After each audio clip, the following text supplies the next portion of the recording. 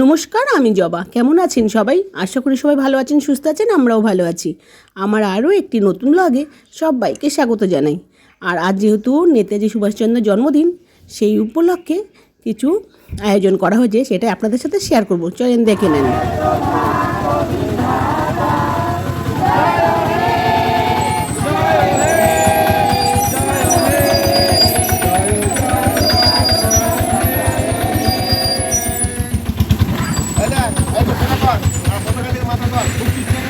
যখন জাতীয় সঙ্গীত গাওয়া হবে, যেখানে গাওয়া হোক, যেখানেই সবাই দাঁড়িয়ে যাবে, দাঁড়িয়ে গিয়ে সাবধান পজিশন হবে।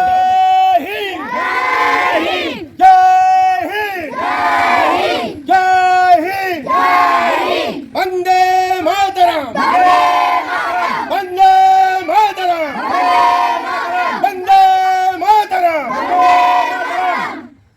সারা ভারতবর্ষের লোক আজ তাদেরকে একবার স্যালুট জানাই। তো এদিকে সবাই একে একে নেতাজি সুভাষচন্দ্র বসুর পায়ে ফুল দিয়ে দেবে, তাকে শ্রদ্ধা জানানো হচ্ছে। তো যাই হোক, তারপরে আমি ঘরে চলে যাব এই প্রোগ্রামটা শেষ হলেই। মোটামুটি শেষ হয়ে গেল, আর যত বাচ্চা কাচ্চা আছে তাদের হাতে হাতে একটা করে লাড্ডু দেওয়া হলো। তো যাই হোক, তো নেতাজি সুভাষচন্দ্র বসুর জন্মদিন উপলক্ষে যে আয়োজনগুলো করেছিলাম সেটা সম্পূর্ণ হয়ে গেল।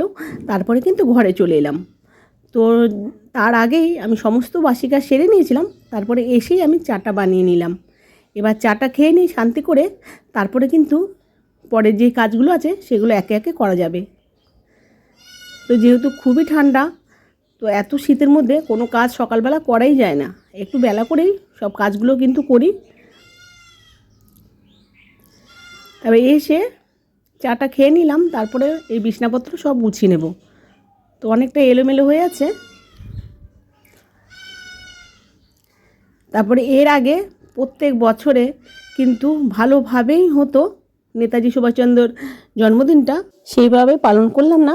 কারণ হচ্ছে গতকাল শ্রী রামচন্দ্রের পুজো হয়েছিল, সেই উপলক্ষে এখানে খিচুড়ি করা হয়েছিল। সে 1000 লোকের মতন খেয়েছে, তার জন্য কিন্তু আর আজকে কোনো খিচুড়ি হলো না।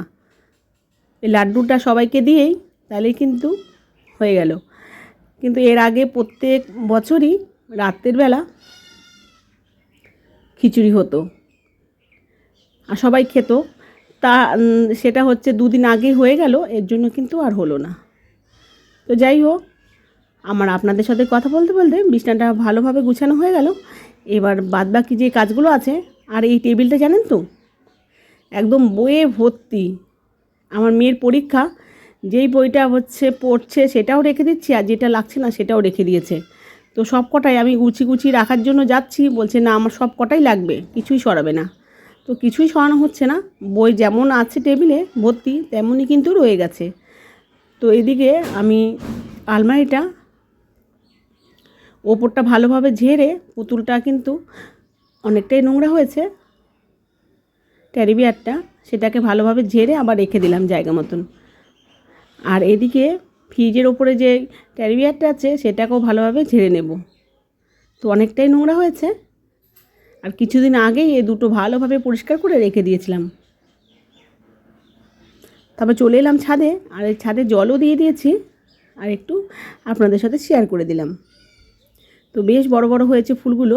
এখানে কিন্তু 2 দিন নিয়ে পুজো করেছিলাম। আর কি বলেন তো, এখানে ছিঁড়ে ফেলবো সেটাও কিন্তু ইচ্ছে করে না। আর নিচে যেহেতু ফুল গাছ আছে তার জন্য আর ছেঁড়া হয় না। তো এদিকে রেডি হয়ে চলে গেলাম। আমার মেজো মেয়ের শরীরটা খুব খারাপ, কদিন পরেই পরীক্ষা, আর এই হাতের ব্যথা শুরু হয়েছে। তো ওকে নিয়ে চলে গেলাম। তো এসে আবার অনেক কাজকর্ম আছে, সেগুলো কিন্তু একে একে সারতে হবে। তো ওকে ডাক্তার দেখিয়ে চলে এসেছিলাম। তারপরে এদিকে আমার এই পাশের বাড়ির বোন, ও কটা কুল মাখছিল। তা কুলটাকে প্রথমে কেটে নিয়েছিল, তারপর আমার বড়ো মেয়ে বললো যে একটুখানি শিলনোড়ায় ছেঁচে নিতে। তো ছেঁচে নিয়ে এটাকে কিন্তু মাখবে কাসন্দ দিয়ে। আবার একটু তেঁতুল নিয়েছিল, তো মাখাটা বেশ হয়েছিল। আর একটু চিনিও নিয়েছিল। তো এই মাখাটা সবাই মিলে খাচ্ছি।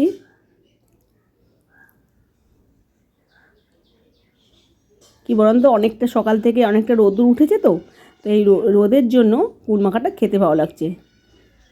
কিন্তু খুব শীত পড়লে এটা কিন্তু একদমই ভালো লাগতো না।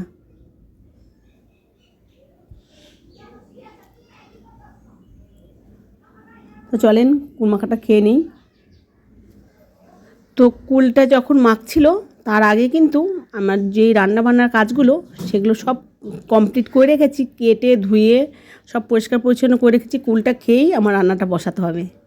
তো চলেন রান্নাটা বসিয়ে নিই। তো কুল মাখা খেয়ে চলে এলাম, এদিকে মাংস রান্নাটা করে নিলাম। এটা আপনাদের সাথে শেয়ার করতে পারলাম না। আর এদিকে অনেকগুলো বিট আর গাজর কেটে নিয়েছি, সেটা আজকে ভেজিটেবিল করব দোকানে। তো আজকে প্রথম করব দোকানে, এমনি ঘরে আমি খেয়েছি এর আগে অনেকবারই। তো চলেন রান্নাটা করে নিই। তো এখানে 5 ফোড়ন সোমবার দিয়েছি আর দিয়েছি কিছুটা আদা। তো ওটাকে ভালোভাবে এখন কষিয়ে নেব, নুন হলুদ দিয়ে দেব। আর এদিকে আলু সিদ্ধ করে নিয়েছি, যেহেতু চপের আলুটা কষিয়েছি তখনই আমি আলু সিদ্ধ রেখে দিয়েছিলাম। আর এদিকে কষানোটা আমার ভালোভাবে হয়ে গেলে তারপরে ওই আলু সিদ্ধটা দিয়ে দেব। আর ওদিকে কতটা বাদাম ভেজে রেখেছি সেটাও কিন্তু দিয়ে দিতে হবে। আর সবার লাস্টে ধনে পাতাটা দিয়ে দেব। তো এদিকে আপনাদের সাথে কথা বলতে বলতে আমার ভালোভাবে গাজরটা কষানো হয়ে গেছে। তারপরে সিদ্ধ আলুটা দিয়ে দিলাম, তার ওপরে বাদামটাও কিন্তু দিয়ে দিয়েছি। এবার আর একটু ভালোভাবে কষিয়ে দিয়ে দিলাম ধনে পাতা। তো আমার রান্নাটা এখন কমপ্লিট হয়ে গেল। তো এবার ভালোভাবে নেড়ে চেড়ে ভালোভাবে একটু শুকনো শুকনো করে কষিয়ে নিলেই আমার কিন্তু ভেজিটেবলটা পুরো কমপ্লিট হয়ে যাবে। তারপরে একে একে যার যার মতন শেষে শেপ দিয়ে নেবে। তো আমার মতন করে আমি কিন্তু সুন্দরভাবে যেমনভাবে হয় দোকানে তেমনভাবেই কিন্তু করছি। তো কি বলেন তো, একটু নরম হয়ে গেছিলো, আর একটু শক্ত হলে ভালো হতো। তো যাই হোক বন্ধুরা, কেমন লাগলো আমার ভিডিওটা অবশ্যই একটা কমেন্ট করে জানাবেন। ভালো লাগলে একটা লাইক দেবেন। আর এমন ভিডিও যদি পেতে চান প্রতিনিয়ত, তাহলে চ্যানেলটাকে সাবস্ক্রাইব করে রাখবেন। আর অলরেডি যারা খুলে ফেলেছেন তাদের অসংখ্য ধন্যবাদ। আর এদিকে আমার ছোটো মেয়ে স্কুল থেকে এসে ভাত খেতে বসলো। আর আমার বড় মেয়ে বললো যে কটা বাবাকে দিয়ে দাও আর কটা ঘরে রাখো, আমার জন্য ভাজা করে দাও। তো চলেন কটা ভাজা করে নিই। তো এখানে ভিডিওটা শেষ করলাম, দেখা হবে পরবর্তী ভিডিওতে। ততক্ষণ ভালো থাকবেন, সুস্থ থাকবেন আর দেখতে থাকবেন আমার ভিডিও। টাটা বন্ধুরা, দেখা হবে পরবর্তী ভিডিওতে।